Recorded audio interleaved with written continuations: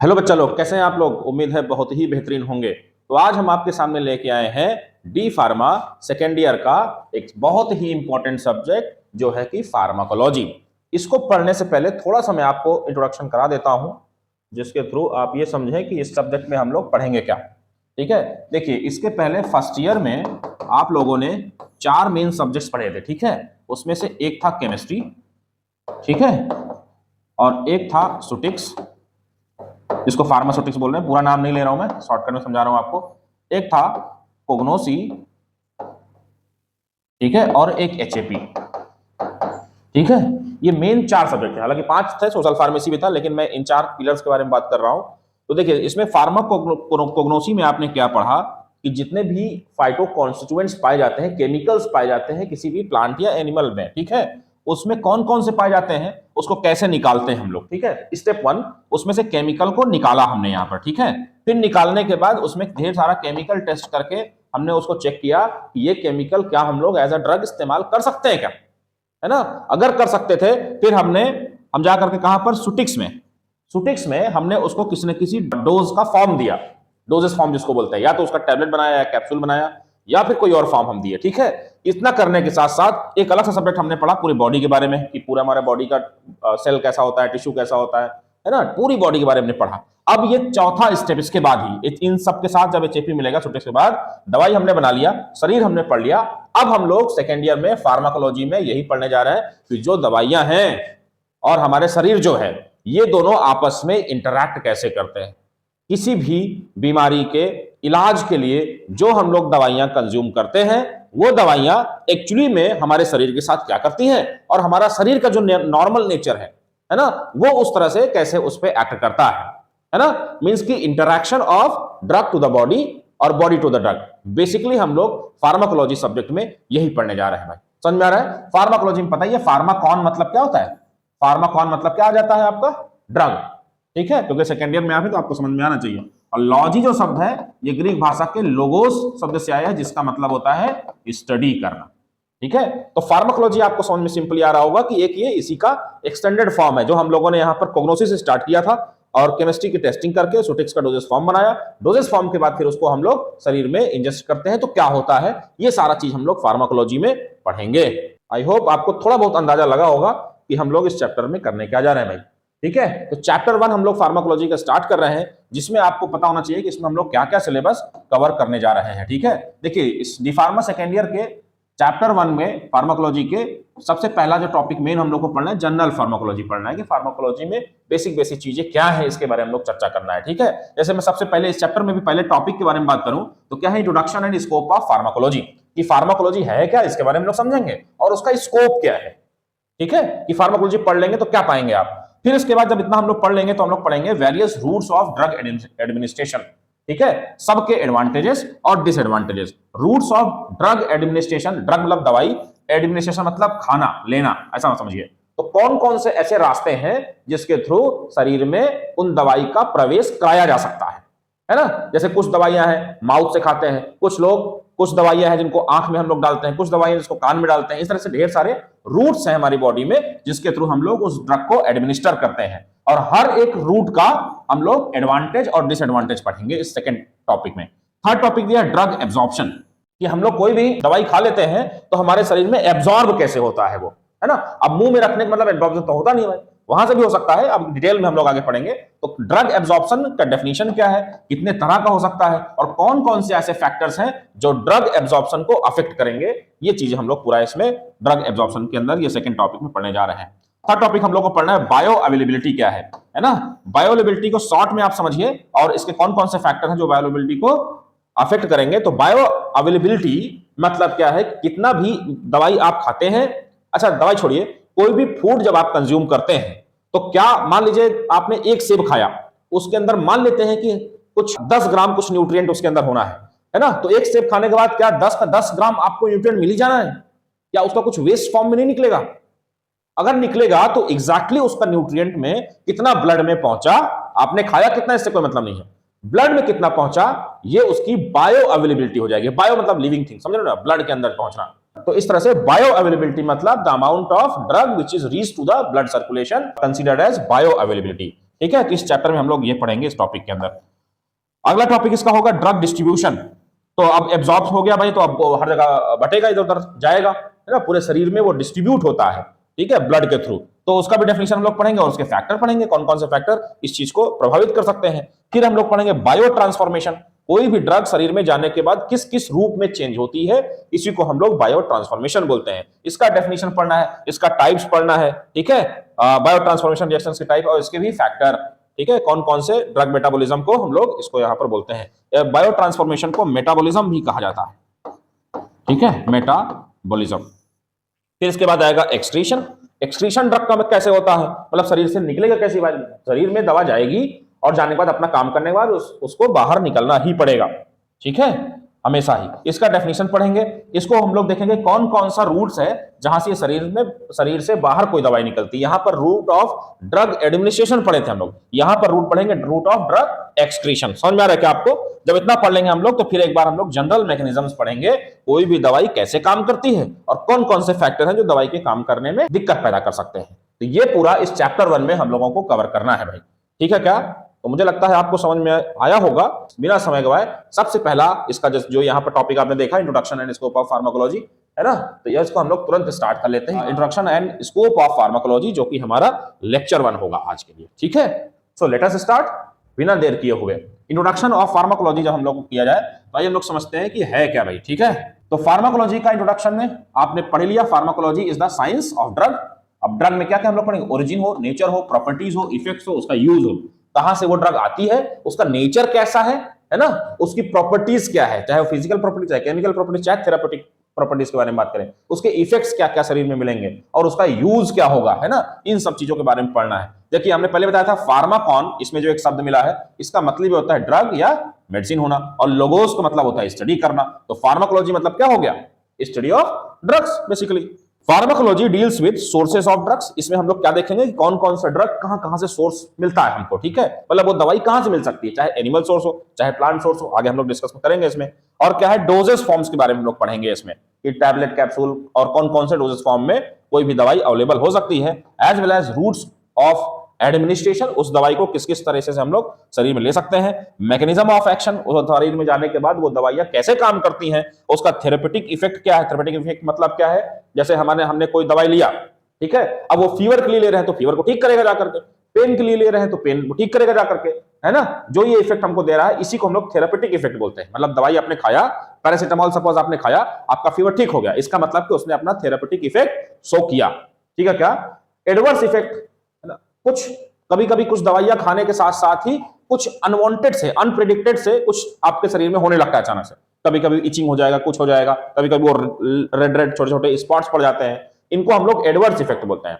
दो चीज होता है, एक चीज समझिए, किसी भी ड्रग के साथ दो टाइप के इफेक्ट्स होते हैं, एक को साइड इफेक्ट बोलते हैं और एक को एडवर्स इफेक्ट बोलते हैं, ठीक है। दोनों में अंतर क्या होता है, साइड इफेक्ट जो होते हैं ये नोन होते हैं भैया, पहले से पता होता है कि ये दवाई आप खाएंगे तो ये कुछ और हो सकता है उसके साथ साथ, है ना। एडवर्स इफेक्ट क्या होते हैं, अननोन होते हैं, ये पता नहीं होता क्या हो जाएगा, इसलिए ज्यादा खतरनाक है। ये तो पता है ड्रग के साथ, रिसर्च के समय ड्रग को फॉर्मुलेट करते समय ही ये पता चल जाता है कि फला दवाई है तो उसके साथ ये दूसरी चीजें भी थोड़ा बहुत हो सकती हैं। लेकिन एडवर्स इफेक्ट में क्या होता है कि वो दूसरा इफेक्ट जो आना है वो अनप्रेडिक्टेड होता है, वो पता ही नहीं होता कि वो क्या आ सकता है, तो कुछ भी हो सकता है इसमें, है ना।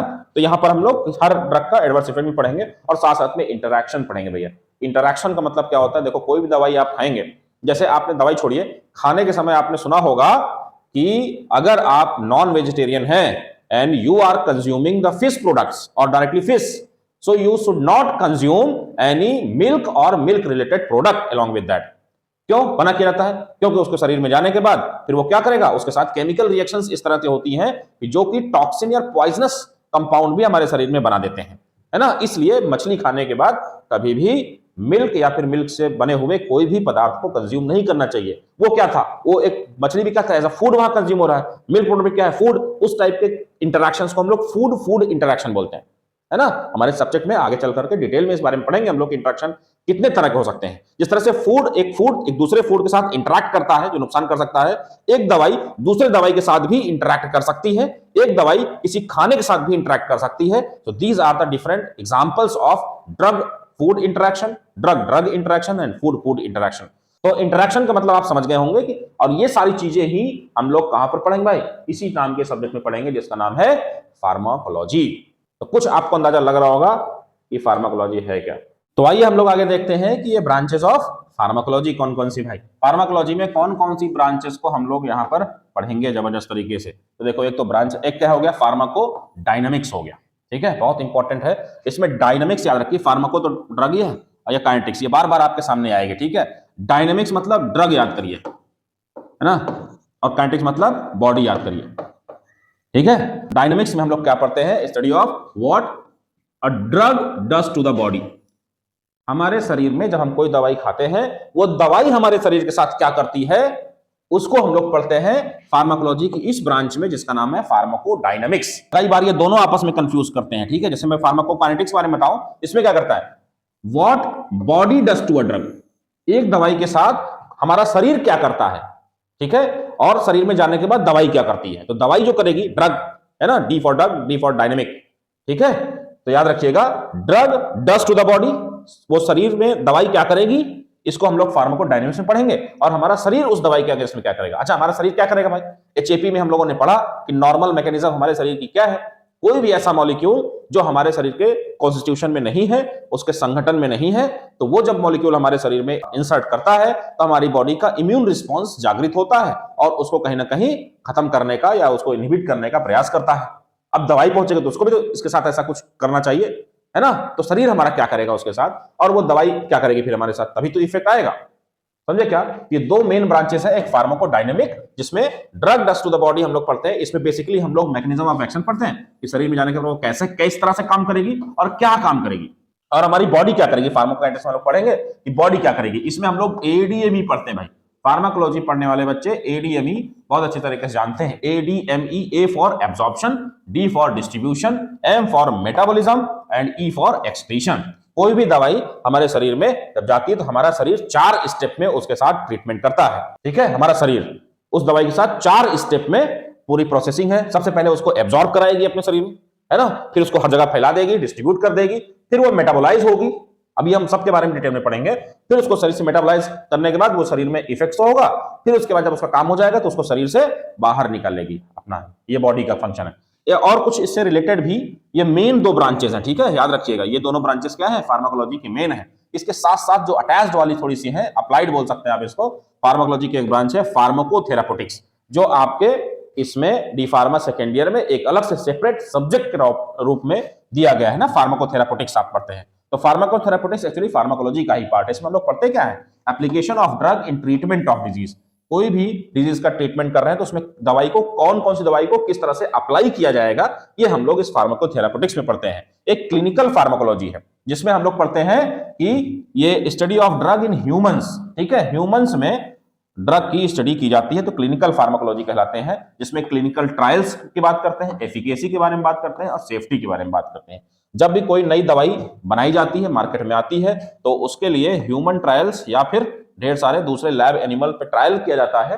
बेसिकली जब वो ट्रायल ह्यूमन ट्रायल पे आता है तो उसको क्लिनिकल ट्रायल भी कहा जाता है। कोविड के समय में आपने देखा होगा कि जब वैक्सीन डेवलप हो रही थी तो वो उसमें क्लिनिकल ट्रायल्स में पहले जाती है ना, और जो ट्रायल करने के बाद पहले थोड़े से लोगों को दिया जाता है कि उनको देखा जाए कि सब सही है ना, अगर उनके में ट्रीटमेंट मतलब रिजल्ट उसका पॉजिटिव मिल रहा है तभी हम लोग आगे बढ़ते हैं, नहीं तो उसको हम लोग वहीं से रोक देते हैं। क्योंकि ड्रग बना लेना अलग बात है, लेकिन वो शरीर में जाने के बाद उसी तरह से जिस तरह से आपने सोच करके बनाया था वैसे ही काम करेगी, तो उसके लिए टेस्टिंग होती है जिसको क्लिनिकल ट्रायल बोलते हैं। 4 फेजेस में होता है ना। अब उसके बारे में कभी अलग से हम लोग आगे अपकमिंग लेक्चर्स में हम लोग पढ़ेंगे, हमारे सिलेबस में है ये। एफिकेसी मतलब कि क्या वो दवाई काम करेगी कि नहीं काम करेगी। क्लिनिकल ट्रायल में तो हम लोगों ने देख लिया कि भाई वो काम करना है नहीं करना है। एफिकेसी मतलब सच में वो कितना काम करेगी। वो फीवर कम करने की कोई दवाई हम नए मान लो मार्केट में बना रहे हैं, मान लो नया रिसर्च किया, नया बना दिया, तो क्या वो कितना फीवर कम करेगी, पैरासिटामोल के बराबर या उससे ज्यादा या उससे कम, समझ में आ रहा है नहीं आ रहा है। तो इस तरह से उसका एफिकेसी कितनी है, और उसके साथ साथ काम तो करे, उसके साथ कोई एडवर्स इफेक्ट या टॉक्सिक इफेक्ट ना दे दे कि उसको खाने के बाद लोग मरी जाएं। फीवर इतना कम कर देगा उसको ठंडी आने लगे तुरंत ही, है ना, क्योंकि फीवर मतलब टेम्परेचर ना, तो उसका सेफ्टी की चेकिंग भी की जाती है। और ये पूरी की पढ़ाई हम लोग करते हैं क्लिनिकल फार्माकोलॉजी नाम की एक ब्रांच में, जो है फार्माकोलॉजी सब्जेक्ट का। एक ये कीमोथेरेपी है, कीमो मतलब केमिकल, थेरेपी मतलब ट्रीटमेंट, है ना, use of drugs to destroy और स्टॉप ग्रोथ ऑफ माइक्रोब्स और कैंसर सेल्स। ये कीमोथेरेपी का हमेशा आप कैंसर से रिलेशन में ही हमेशा आप सुनते हैं, ठीक है। कीमोथेरेपी मतलब कैंसर के ट्रीटमेंट में केमिकल्स का इस्तेमाल करके उन कैंसर सेल्स की ग्रोथ को इनहिबिट किया जाना या उस कैंसर सेल्स को मार डालने को ही हम लोग क्या बोलते हैं भाई, कीमोथेरेपी बोलते हैं। ठीक है, कीमोथेरेपी भी एक फार्माकोलॉजी का ही ब्रांच है। टॉक्सिकोलॉजी इसी का एक ब्रांच है। पुराने सिलेबस में जो डी फार्मा का सेकंड ईयर में था उसका नाम, सब्जेक्ट का नाम ही था फार्माकोलॉजी एंड टॉक्सिकोलॉजी, इसके साथ दोनों मिला के पढ़ते थे हम लोग। लेकिन अब जब से ER 2020 नया रेगुलेशन लागू हुआ है उसमें फार्माकोलॉजी ही बना दिया गया है पूरा उसको। ये टॉक्सिकोलॉजी, टॉक्सिको मतलब टॉक्सिक, टॉक्सिक मतलब पॉइजन, है ना, study of harmful effects of chemical. ये जो केमिकल या ड्रग है उसके जो गंदे वाले इफेक्ट है, हार्मफुल नुकसान करने वाले जो टॉक्सिक इफेक्ट जिसको बोल सकते हैं, वो कौन कौन से टॉक्सिक इफेक्ट हो सकते हैं जो लिविंग सिस्टम में या ह्यूमन बॉडी पे या दूसरे अदर एनिमल्स और प्लांट्स में जो कौन कौन सा इफेक्ट वो प्रोड्यूस करेंगे, ये हम लोग इसमें टॉक्सिकोलॉजी में पढ़ते हैं। एक ब्रांच ही है। और एक फार्मेसी ब्रांच भी है ना, फार्माकोलॉजी और फार्मेसी ये दूसरी इसी की अप्लाइड ब्रांच है, जिसपे हम लोग प्रिपरेशन पढ़ते हैं, किस तरह से किसी दवाई को हम लोग प्रिपेयर करेंगे, है ना। फॉर्मुलेट करना और प्रिपेयर करने में अंतर है, ठीक है। फॉर्मुलेट मतलब उसको डोजेस फॉर्म में लाना, फिर उसको किस तरह से कंज्यूम करना है उसके लिए प्रिपरेशन करना, उसको डिस्पेंसिंग करना, किस तरह से दिया जाएगा उसको, और वो किस तरह से प्रॉपरली यूज हो उस मेडिसिन का, ये फार्मेसी के अंदर हम लोग पढ़ते हैं। ठीक है, तो ये सारी चीजें हैं डिटेल में जो हम लोगों ने पढ़ा, जो ब्रांचेस ऑफ फार्माकोलॉजी के रूप में आपके सामने है। आई होप आपको सारी ब्रांच के बारे में समझ में आ रहा होगा। अगर कहीं पर कोई डाउट है तो आप जरूर कमेंट सेक्शन या फिर अपने चैट बॉक्स में जाकर के आप इसमें जरूर कमेंट कीजिए, जिससे कि आपके सारे डाउट्स को क्लियर किया जा सके। आगे बढ़ते हैं। ब्रांचेस ऑफ फार्माकोलॉजी के बाद अब हम लोग पढ़ेंगे स्कोप ऑफ फार्माकोलॉजी। भैया आप फार्माकोलॉजी पढ़ लेंगे तो क्या आप जीवन में करेंगे, है ना, उसका स्कोप क्या है। कोई भी चीज पढ़ने का रीजन तो आपको मालूम होना ही चाहिए। इसी तरह से फार्माकोलॉजी आप पढ़ेंगे तो आप क्या जानेंगे इसके बारे में हम लोग समझते। देखो, चाहे फार्मेसी के बारे में बात करें, चाहे मेडिसिन, चाहे हेल्थ केयर के बारे में बात करें, उसमें फार्माकोलॉजी का बहुत ही वाइटल रोल है, बहुत ही जबरदस्त तरीके का इसका रोल आता है फार्माकोलॉजी में। जो MBBS वगैरह भी या फिर जितने भी मेडिकल के भी जितने भी कोर्सेज हैं बड़े वाले, MBBS हो गया और BDS हो गया, उसमें भी फार्माकोलॉजी पढ़ाई जाती है, मेडिकल फार्माकोलॉजी, है ना। तो सेम चीज सेम सब्जेक्ट वहां भी पढ़ा जाता है। मेन इसका रोल कहां पर देखो हम लोग आप समझते हैं। एक तो है हेल्थ केयर और मेडिसिन में, ठीक है, इसका स्कोप। और इसका स्कोप कहां है, रिसर्च एंड डेवलपमेंट में। भाई आप फार्माकोलॉजी पढ़े रहेंगे तो हेल्थ केयर और मेडिसिन सेक्टर में आप जाकर के काम कर सकते हैं, आप रिसर्च में जा सकते हैं, है ना, नई दवाई को फॉर्मुलेट करने में आप जा सकते हैं, आप फार्मेसी प्रोफेशन में आ सकते हैं, ठीक है, और आप सोसाइटी और पब्लिक हेल्थ के लिए भी काम कर सकते हैं। ये चार अलग अलग डाइवर्स तरीके से मेजर डायरेक्शंस हैं जिसपे हम लोगों को क्या करना होता है, फार्माकोलॉजी पढ़ने के बाद हम लोग यहां जा सकते हैं। तो मुझे लगता है कि आप लोग को थोड़ा थोड़ा समझ में आ रहा होगा। अब इनमें से एक एक करके हम लोग स्टार्ट करते हैं कि हेल्थ केयर और मेडिसिन सेक्टर में हम जाएंगे फार्माकोलॉजी पढ़ने के बाद, तो हमारे लिए क्या क्या अपॉर्चुनिटीज मिलेंगी, ठीक है क्या। तो स्कोप ऑफ फार्माकोलॉजी में हम लोगों ने ये देखो, हेल्थ केयर मेडिसिन वही हमने बताया अभी तक, ये चारों फिर से आप बताया जा रहा है। रिसर्च डेवलपमेंट में जा सकते हैं हम लोग, फार्मेसी प्रोफेशन ज्वाइन कर सकते हैं और पब्लिक हेल्थ में हम लोग जा सकते हैं, ठीक है क्या। तो आगे हम लोग बढ़ते हैं कि एक पहला वाला स्टार्ट करते हैं जिसपे हम लोग पढ़ेंगे कि भैया हेल्थ केयर एंड मेडिसिन में इस फार्माकोलॉजी का क्या स्कोप है, ठीक है। सबसे पहली बात हम लोग बात करें तो अंडरस्टैंडिंग ड्रग थेरेपी। अगर आप इस सिस्टम में जाते हैं फार्माकोलॉजी पढ़ने के बाद तो ड्रग की थेरेपी मतलब ट्रीटमेंट होता है हमेशा, ठीक है। ड्रग का जो थेरेपी दी जा रही है, चाहे वो प्रिवेंशन के लिए हो, चाहे डायग्नोसिस के लिए हो, चाहे ट्रीटमेंट के लिए हो, है ना, किसी भी डिजीज के लिए, और उसके साथ साथ उसका सेफ और रेशनल यूज भी हो। सेफ मतलब सुरक्षित हो, रेशनल मतलब सही इस्तेमाल हो, है ना, रेशनल यूज ऑफ ड्रग्स बोलते हैं। तो ये सब फील्ड में समझेंगे, इसमें बहुत स्कोप है और इसके थ्रू हम लोग इसको अंडरस्टैंड कर पाएंगे इजीली ड्रग थेरेपी को, जो अलग अलग तरीके से शरीर के लिए और अलग अलग तरीके के लिए शरीर में दी जाती है, चाहे वो प्रिवेंशन की बात करें, चाहे डायग्नोसिस, चाहे ट्रीटमेंट, है ना, चाहे सेफ एंड रेशनल यूज हम लोग बात करें। दूसरा हम लोग बात करते हैं स्टैंडर्ड ट्रीटमेंट गाइडलाइंस, है ना, STGs बोलते हैं इसको भी डेवलप कराने में हम लोग का फार्माकोलॉजी वालों का इसमें रोल हो सकता है, इंपैक्ट हो सकता है, ठीक है क्या। तो हेल्थ केयर और मेडिसिन में इतने अलग अलग स्कोप आपके पास हैं। दूसरा अगर बात करें रिसर्च एंड डेवलपमेंट में, तो फार्माकोलॉजी के बाद आप क्या करेंगे भाई, डिस्कवरी करेंगे और टेस्टिंग करेंगे, किसका, न्यू ड्रग का।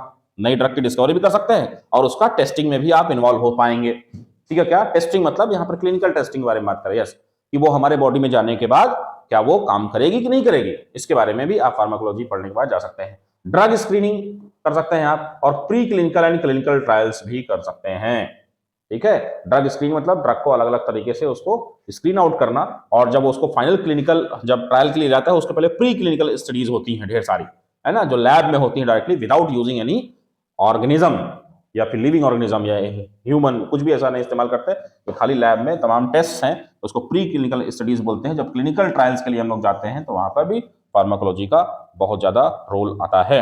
और हम लोग क्या करेंगे, मॉलिक्यूलर टारगेट्स यहाँ पर हम लोग अंडरस्टैंड कर सकते हैं, और ड्रग रिसेप्टर इंटरेक्शन हम लोग यहाँ पर अंडरस्टैंड करेंगे फार्माकोलॉजी पढ़ने के बाद। तो मॉलिक्यूलर टारगेट्स क्या है कि कोई दवाई हमने खाया, वो शरीर में कहाँ जाकर के काम करना है उसको, है ना। तो आप ये जान करके आश्चर्यचकित होते होंगे कि मान लीजिए किसी को सर दर्द है, किसी को पैर दर्द है, किसी को कुछ समस्या कहीं पर भी है, लेकिन आप गोली वो खाते हैं डायरेक्ट माउथ में ही, है ना। अब उस गोली को थोड़ी मालूम है कि कहाँ जाके काम करना है ना। वो जाएगा गट से होते हुए स्टमक में जाएगा, फिर इंटेस्टाइन में जाएगा, फिर वहां से एब्जॉर्ब होकर के, है ना, कुछ लीवर की तरफ जाएगा पहले, फिर उसके बाद वहां से निकल करके ब्लड सर्कुलेशन में चला जाएगा, और ब्लड में जाने के बाद वो हर जगह शरीर में जाएगा, लेकिन वो वहीं पर जाके काम करेगा जहां वो उसके टारगेट्स अवेलेबल हैं।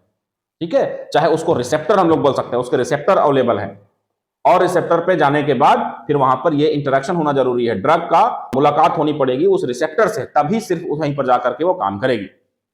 ठीक है, क्या समझ में आ रहा है क्या? जैसे मान लीजिए आपको पैर में कोई चोट लग गई, वहां दर्द हो रहा है, तो दर्द हो रहा है इसका मतलब कि वहां की सेल्स में कुछ तो गड़बड़ी हुई है, इसको सेल इंजरी बोलते हैं, है ना। सेल इंजरी हुई है तो वहां पर टेम्पररी कुछ देर के लिए कुछ स्पेशल टाइप के उस मेम्ब्रेन पर, सेल के मेम्ब्रेन पर कुछ रिसेप्टर्स डेवलप हो जाते हैं, और ये जो हम लोग जितने भी दर्द निवारक दवाइयां खाते हैं, ये ब्लड में जाने के बाद हर जगह घूम रही है। आपको पता है ना, अगर ब्लड में कोई चीज चली गई तो शरीर के सारे पार्ट में जाएगी वो, एक हार्ट पंप करके वहीं पर भेज देता है हमारे, तो जहां जहां भी सारी जगह जाएगा, लेकिन उसकी बाइंड करने की कोई जगह तो मिलेगा नहीं, है ना। और जहां पर पेन हो रहा है वहां पर वो रिसेप्टर्स थोड़ी देर के लिए डेवलप हो रहे हैं, तो वहीं पर वो जाकर काम करेगी, वहीं पर रिसेप्टर मिलेंगे, वहीं बाइंड हो जाएगी, और वहीं का दर्द वो ठीक कर देगी, है ना। इसलिए दर्द कहीं का भी हो, दवाई एक ही है ना। उसके लिए क्या है हमारे पास, ड्रग रिसेप्टर इंटरेक्शन, इसकी पूरी स्टडी की जाती है, ये रिसर्च एंड डेवलपमेंट का ही पार्ट है।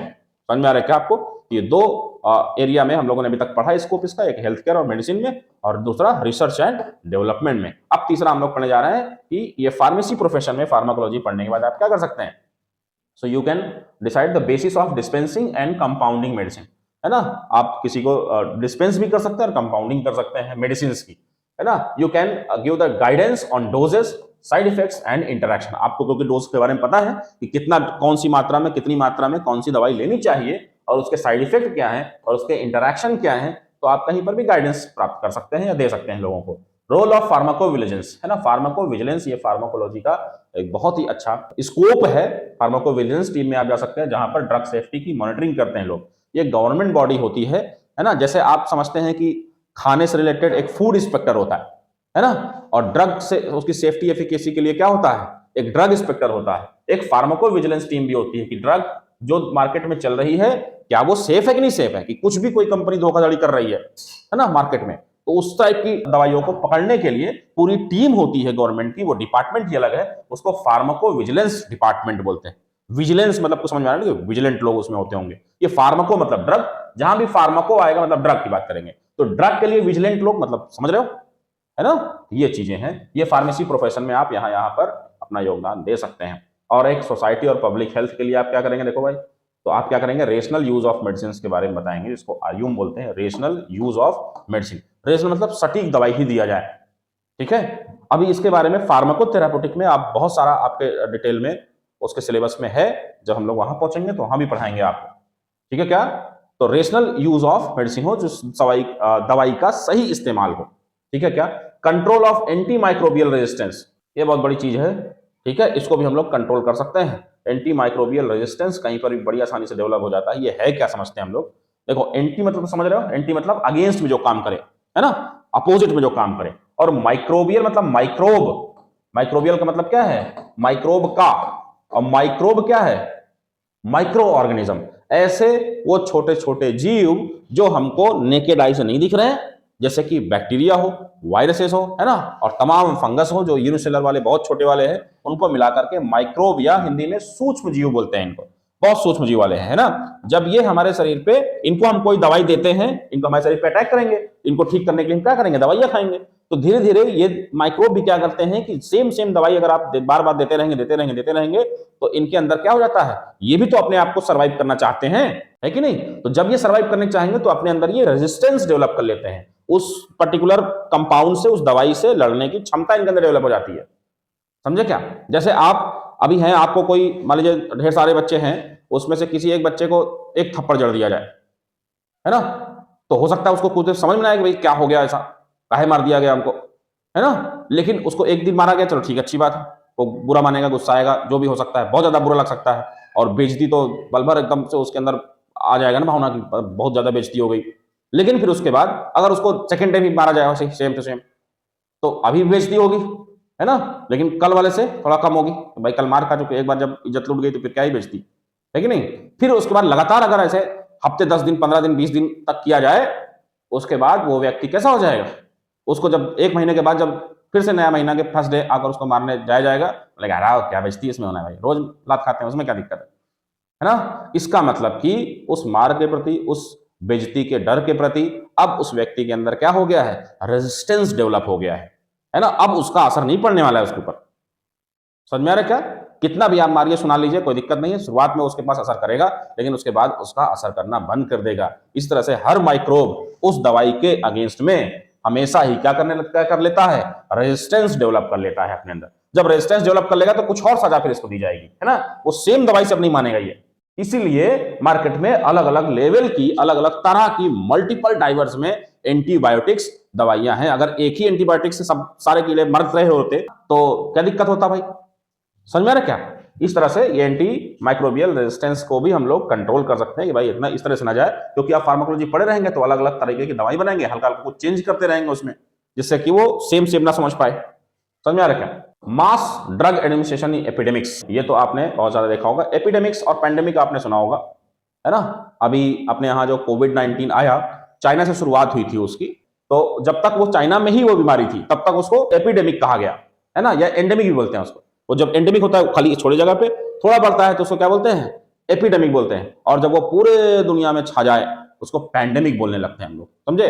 तो एपिडेमिक्स में जो किसी पर्टिकुलर एरिया पे ढेर सारी है, तो अब उसमें मास ड्रग एडमिनिस्ट्रेशन कैसे कराया जाएगा, समझे क्या, ढेर सारे लोगों को कैसे दवाई दी जाएगी।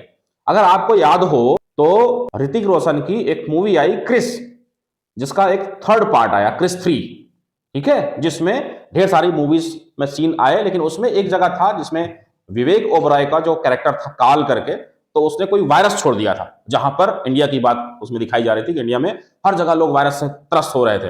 अब उसकी वैक्सीन भी रोहित मेहरा ने बना लिया था कैसे भी करके। अगर वो वैक्सीन बना लिया तो अब मेन चैलेंज वहां क्या था कि वैक्सीन दिया कैसे जाए सबको, वो दवाई तो बन गई, लेकिन अब इतने लोगों को कैसे दिया जाए, क्योंकि जो देने जाएगा उसको भी वो वायरस पकड़ लेगा तुरंत ही, उसको भी वायरस इन्फेक्टेड हो जाएगा। तो उस दौरान जिस तरह की, हालांकि वो फिक्शन मूवी है, उसमें उस तरह दिखाया कि उसका कहीं पर वो पाइपलाइन जैसे में वो बड़े से एरिया में जाकर के उस वो वैक्सीन को डाल दिया गया, वो स्प्रेड आउट हो गया अच्छे से एकदम से, और सब लोग के पास कहीं ना कहीं सांसों के थ्रू इनहेल हो गया या फिर उनके शरीर में डायरेक्टली जाकर के जुड़ गया, और वो उनका वायरस धीरे धीरे से न्यूट्रलाइज होने लगा, समझे। वो भी एक तरीका था, अब वो पता नहीं कितना सही है कितना गलत है, ठीक है, लेकिन उस तरह से किसी को, पूरी पब्लिक को दवाई देने को मास ड्रग एडमिनिस्ट्रेशन बोलते हैं। क्या बोलते हैं, मास ड्रग एडमिनिस्ट्रेशन। मास मतलब ढेर सारे लोगों को, है ना, दवाई देना। अब वो 1 to 1 भी कर सकते थे हम लोग, या फिर कुछ और तरीका निकाल सकते हैं, या फिर उनके जैसे खाना, जो पानी शहरों में जैसे पानी सप्लाई के लिए टंकियां होती हैं तो उसमें दवाई डाल सकता है, जहां जहां घर में जाएगा वो दवाई ऑटोमेटिकली पहुंच जाएगी, और उस तरह से लोग पिएंगे तो कंज्यूम हो जाएगा वो दवाई, है ना।